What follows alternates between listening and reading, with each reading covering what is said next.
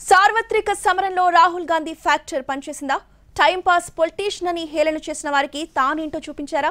2019 లోక్సభ ఎన్నికల్లో చతికిలపడ్డ కాంగ్రెస్ కు రాహుల్ ఆశాజ్యోతిగా నిలిచారా అంటే అవుననే సమాధానమే వస్తోంది. ఎన్నికల్లో కాంగ్రెస్ భారీగా పుంజుకునేందుకు రాహుల్ అన్నీ తానై పోరాడారు. 2019 ఎన్నికల్లో 52 సీట్లకే పరిమితమైన పార్టీకి రాహుల్ తన పాదయాత్రల ద్వారా జవసత్వాలు నింపారు. గత సార్వత్రిక ఎన్నికల్లో మోడీ వేవ్తో హస్తం పార్టీకి ఘోర పరాభవం తప్పలేదు. అలా పాతాళానికి పడిపోయిన పార్టీ గ్రాఫ్ను రాహుల్ యాత్రలు అమాంతం పైకి దూసుకుపోయేలా చేశాయి. 99 స్థానాల్లో గెలిచిన కాంగ్రెస్ ఇండియా కూటమి 227కు పైగా సీట్లలో పాగా వేయడానికి బూస్ట్ ఇచ్చింది.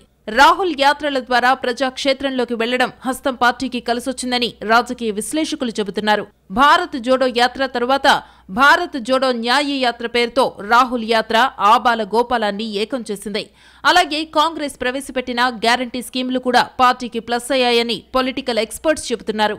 యువకులు, మహిళల కోసం తెచ్చిన పథకాలు ఓటర్లను ఆలోచింపజేశాయని అంటున్నారు. పోటీ చేసిన వైనాడ్, రాయ్బరేలీలో రాహుల్ గాంధీ ఘన విజయం సాధించారు. వైనాడ్లో రాహుల్ కి ఇది రెండో గెలుపు. అటు యూపీ రాయ్బరేలీలో 3.7 లక్షల పైచిలుకు ఓట్ల ఆధిక్యంతో రాహుల్ విజయం సాధించారు. రాహుల్ 2 స్థానాల్లో గెలవడంతో ఆయన ఏ స్థానానికి రాజీనామా చేస్తారనే ప్రశ్న ఇప్పుడు అందరిలో నెలకొంది. ఏది ఏమైనా సార్వత్రిక సమరంలో కాంగ్రెస్ పార్టీ పుంజుకోవడం ఆ పార్టీ శ్రేణుల్లో కొత్త ఉత్సాహాన్ని నింపిందనడంలో సందేహం లేదు.